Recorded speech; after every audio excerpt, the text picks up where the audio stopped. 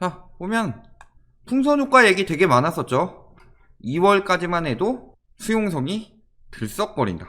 그 다음에 노도강, 수용성, 노도강도 얘기했죠. 풍선효과가 뚜렷하다, 이런 얘기 있었죠. 40대 제치고 이제 30대가 큰손이다. 30대가 큰손이란 게 집값이 오를 징조가 아닌데 30대들을 낚으려고 하는 얘기죠. 상대적 박탈감에 집테크 나섰다. 청약 불가능이에요? 불가능 아니죠. 수용성 했더니 이제 오동평이니 안시성이니 김부검이니 말 잘 만들어내죠. 인천도 있었고 구리도 있었고 되게 많죠. 풍선효과 어떻게 진행되고 있나, 그리고 이 말로는 어떻게 될까, 이런 내용을 한번 보시겠습니다. 처음에 가장 먼저 풍선효과 얘기 나온 강북 수도권으로 번지는 곳 중에서 제일 먼저 나온 데가 수용성이죠. 수원, 용인, 성남시 보유세 충격도 있고 질병 영향도 있는데 이것 때문에 풍선효과가 짙었다는 얘기는 하지만 220 대책 때문에 떨어졌다는 얘기는 죽어도 안 하죠. 왜? 대책 때문에 떨어졌다는 얘기를 하는 순간부터 사람들의 심리는 대책이 나오면서 매수 심리가 바로 죽어버리기 때문에 이런 얘기 안 하고 질병 때문이다, 이런 얘기를 하는 거죠. 근데 실질적으로는 220 대책 영향 받은 거죠. 상승률 줄었죠. 3분의 1 줄었죠. 얘기했지만 대책이 시행됐어요. 바로 줄어들지 않죠. 왜? 자, 첫 번째 무슨 이유가 있나? 떨어지는데 시간이 걸리는 이유. 실거래 신고기간이죠. 감정원이든 실거래 지표는 언제 반영한다? 즉시 반영한다. 신고되는 즉시. 그러니까 60일이다. 그러면은 최소 그 전에 됐던 거래들이 지금 신고되고 있다. 그래서 지금 반영되고 있다. 이런 매매가격 지수나 이런 데는 그런 경우로 반영이 되는 거죠. 감정원은 신고일 기준이니까. 두 번째, 가계약을 미리 해놓고서 그 다음에 계약일은 그 뒤가 됐더라도 가계약 금액으로 거래가 되죠. 가계약도 보통 길게는 한 달 정도 가죠. 가계약하고 실거래 신고까지 하면은 보통 한 7, 80일까지는 영향이 남아있다. 그리고 세 번째, 오랜만에 거래되는 물건들. 예를 들어 인근 시세랑 똑같이 가는 아파트가 하나 있다고 봅시다. 얘가 5억이었는데 인근 시세가 7억까지 뛰었다가 다시 6억이 됐어요. 근데 이때는 거래가 한 건도 안 돼서 5억이었는데 시세는 이렇게 됐지만 거래는 5억에서 6억으로 바로 됐다. 그러면 실질적으로는 1억 떨어진 셈이지만 지표상으로는 1억 올라간 것처럼 나오죠. 이런 것들이 효과들이 남아 있어서 짧게는 5주 정도에서 길게는 3달 정도까지는 지표가 늦게 나오는 경우가 있다. 아직 상승장인 것처럼 나온다. 그러니까 상승률이 꺾이는 것 자체가 지금 영향받아서 아직 오르는 거랑 영향을 받기 전에 아직 올랐던 거랑 영향을 받고 나서 떨어지는 거랑 동시에 적용이 되기 때문에 상승률이 줄어든다. 그 지표를 보시면 되죠. 근데 줄어들고 있죠. 용인 내림세로 돌아섰죠. 반토막 났죠. 상승률. 성남 하락장으로 갔죠. 자, 그래서 봤을 때 분당 어떻게 되고 있어요?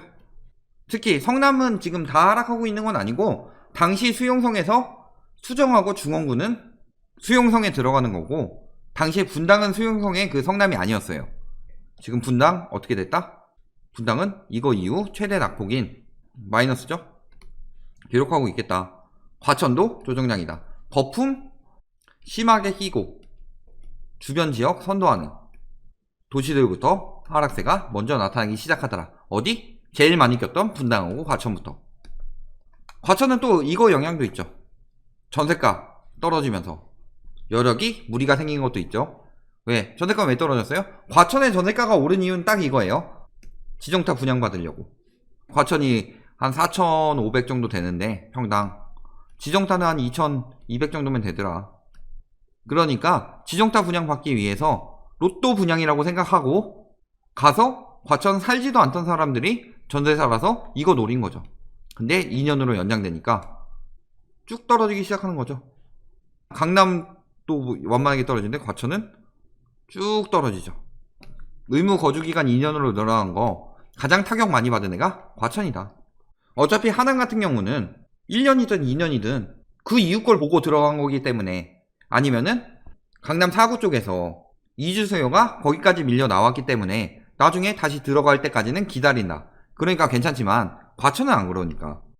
지정타 보고서 얼마 안 남겨놓고 들어온 거니까 영향을 크게 받죠. 보면 어떻게 될까요? 거래 과천 레미안슈르 선도 아파트죠. 15억 9,500 12, 16 이후지만 그 전에 가계약하고 이때 계약을 했다 이렇게 보는 게 맞겠죠? 근데 지금 최종은 14억이고 13억대까지 많이 떨어졌죠. 요건 좀 근데 좀 비싸게 거래된 거긴 하네요. 그 전에 14억에서 15억 정도 거래했는데 지금은 13억에서 14억 정도로 1억가량 하락했다. 그리고 매물 13억짜리 나오고 있다. 2월 말을 기점으로 아직 거래 신고는 올라오지 않고 있다. 전세가가 어떻게 됐을까요? 12월 27일에 최고가 찍었는데 지금 최저가는 뭐 7억대까지도 나왔죠. 3월에 뭐 비싼 것도 나왔지만 최종 거래는 엄청 떨어졌다. 2층이지만 전세가도 떨어지고 있죠. 매물 어떻게 나와요? 이런 거 뭐 올수리나 이런 거일 수도 있고 전세 어떻게 나와요? 7억대 8억 올려놨다가 8천 떨궜다. 안 들어오니까 지금 들어오면은 2년 뒤를 봐야 되는데 지정타는 물 건너 가는 거죠. 3기 신도시 보고 들어오는 건데 그 수요만 가지고는 전세가 올리기 힘들더라. 지금까지 올려놓은 거는 다 언제부터? 지정차 들어올 거 예측하고 2018년 말부터 이때부터 오른 거잖아요. 지금 매물들 다 낮춰서 나오고 있다. 원래 7억 정도였으니까. 판교 거래 뭐 10월에는 20억까지 떴지만 최근에 18억 6천까지 나왔더라. 그 전에 18억도 나왔었고 지금 매매는 19억 정도로 조금 떨어진 상황이죠. 조금 떨어졌죠. 조금 아직 더 떨어져야죠. 이런 상황이다. 대장주들도 지금 계속 똑같은 얘기하고 있죠. 아까 그 기사니까 질병 보유세 부담 정책 얘기는 죽어도 안 하죠. 거래량도 하루 평균 16건에서 다 되지 않은 거 감안하더라도 3월 같은 경우는 작년 3월엔 879건인데 지금은 477건 절반 수준이다. 30일로 줄었으니까 지금 한 7, 80%는 신고가 나왔다고 보거든요. 그런데 반토막이다. 작년 대비. 작년 3월이라고 해서 엄청 거래가 늘어날 때가 아니었어요. 근데 9.13 여파 퍼지고 있어서 조만간 실거래가 하락으로 이어질 것으로 분석된다. 풍선효과 지금 수용성 얼마나 갔어요? 풍선효과 3달 쳐놔 3달. 오동평 김부검 어떻게 될까요? 자 일단 거래량부터 봅시다. 자 2월도 2월 1일부터 20일까지는 거래기간이 60일이죠. 그리고 3월은 거래기간이 30일이죠. 2월 신고된 만큼 3월도 엔간히 신고됐을 거다. 근데 경기도 3분의 1 토막 났죠. 서울 3분의 1 토막 났죠. 인천 지금 막 뜬다고 하는데 어때요? 반토막이죠. 수원 6분의 1이죠. 그 다음에 용인 어때요? 성남 지금 풍선효과 들어갔다는 지역들이나 서울 같은 경우도 지금 거래량이 이렇게 줄었어요. 거래량이 줄어든다는 게 가격이 하락할 징조죠. 잘 생각해야 될 게 떨어진 가격으로 거래 안 되고 있는데 무슨 하락세냐 라고 누가 댓글을 달더라고요. 떨어진 가격으로 거래가 안 되고 있다. 호가 떨어진다는 얘기 계속 나오고 있고 지표가 떨어지는 걸로 나오고 있는데 거래가 안 되고 있다. 거래량이 줄었다. 무슨 소리예요? 사람들이 더 떨어질 거라고 생각하고 안 산다는 소리죠. 거래량이 막 늘어나면서 했으면은 거의 바닥이라고 사람들이 인식하고 있다 이렇게 볼 수 있겠지만 거래량이 줄고 가격이 떨어졌다는 건 앞으로 더 떨어질 것이라는 징조죠. 금매 거래 안 되니까 안 떨어진 거다 하고 반대로 얘기하는 사람도 있어요. 참 안타깝죠. 그런 지식을 갖춰야 되는데. 자 어때요? 수원 수용성 조금 떨어졌는데 지금 2월에 마지막 거래 나오고 거래가 안 되고 호가 뚝뚝 떨어지고 있다. 어때요? 용인도 2월에 마지막 거래 나오고 오른 가격이지만 마지막 거래 나오고 이때보다 호가 떨어지고 있다. 얘랑 비슷하게 나오고 있네요. 아마 더 떨어질 거다. 자 성남 어때요? 분당 빼고요. 중앙으로 가보면 이렇게 올라갔었죠. 그럼 4억까지 올라갔다가 요거는 4억 왜 거래했는지 모르겠어요. 제 생각에는 뭐 이전에 거래했든가 아니면은 뭔가 굉장히 많이 해놨든가 시설 같은 거 실거주하기 좋게 해놨든가. 그리고 조금씩 떨어지고 있죠. 거래는 이렇게 됐지만 지금 매매 가격 더 낮은 것들 나오고 있다. 지금 계속 떨구고 있죠. 가격 9억이야 아파트인데. 자 주간 매매 가격 지수 변동률 과천 분당은 이미 하락세였다. 성남은 분당이 많이 떨어져서 마이너스다. 수원 상승률 굉장히 떨어지고 있죠. 용인 마찬가지죠. 성남 아까 얘기했지만 성남 마이너스 같고, 김부검 김포는 아니죠. 여기는 말만 풍선효과지 풍선효과가 없었다. 김포는. 부천은 조금 늘어나는 듯 했으나 지금 다시 떨어지고 있죠. 인천 뭐 청라에 있는 서구 떨어지고 있죠. 가장 많이 꼈던 오산도 떨어지고 있죠. 뭐 지금 잠깐 오르긴 했는데 오산하고 군포 여기가 좀 그런데 실질적으로 대부분이 떨어지고 있더라. 화성 동탄 있죠? 떨어지고 있죠. 평택, 아니 평택에 풍선효과 왜 들어가요? 평택에 진짜 거기는 풍선효과가 들어갈 만한 지역이 아닌데 미분양 무덤이었죠 원래. 안산도, 안산 지금 또 올라가고 있네요. 시흥, 구리는 뭐 수용성 풍선효과 아니고 그 전부터 계속 오르고 있었는데 진짜 2008년 때 마지막으로 오른 데가 구리였어요. 구리하고 저기 노도강. 그러니까 요런 데가 오른다는 거는 마지막일 징조다. 특히 평택이 올랐다 빠진다는 거는 거의 마지막이란 징조죠. 이런 상황이다. 수도권 상황인데 지금 무슨 말 나와요? 서울도 맛동산 스터디에서 부동산 거래된 거 이렇게 16억 8천에 트리지움 엘리트 중 하나죠. 이런 것들 나오고 있다. 또 가족 거래라고 우기겠죠. 그 예전에 저기 어디더라? 강남 거는 저기 한 5억 떨어진 거는 걔는 가족 거래 아니라고 나왔는데도 가족 거래라고 계속 얘기 돌았었죠. 지금 커진다. 공포 심리가. 사람들의 이 심리가 커진다는 건 무슨 소리예요? 매수 심리가 위축된다는 소리죠. 부동산이 논리적으로 오를 이유가 있었어요 최근에? 부동산이? 논리적으로 오를 이유는 없었죠. 쥐들이 따지는 논리 무슨 수요가 늘어나서 아니죠. 어차피 여기서 가면 여기로 가는 거니까 마찬가지죠. 전세 같은 경우 뭐 그런 얘기 있었죠. 또 뭐 있었어요? 풍선효과. 위에가 떨어지는데 밑에가 오른다는 게 말이 돼요? 이건 논리적인 게 아니죠. 심리가 아직 오를 거라고 생각하니까 자금이 이동한 거죠. 논리적으로 오를 이유는 하나도 없었는데 뭐 때문에 오른 거예요? 매수 심리. 근데 지금 매수 심리가 위축되고 있다. 유동성이 지금 경제 위기로 잠기고 있다. 요거 두 가지만 잡으면 끝이죠. 그런데 아직도 이 거지 같은 병법을 쓰는 이 분은 집값 상승의 원인은 저금리와 풍부한 유동성 때문이다. 6.19 정책부터 8.2, 9.13, 12.16, 2.20 다 무슨 규제에 들어갔어요? 대출 규제 플러스 예대율에 가계부채 위험비중 15% 올렸죠. 위험하다. 대출을 안 나오게 만들면 유동성이 늘어나나요? 줄어드나요?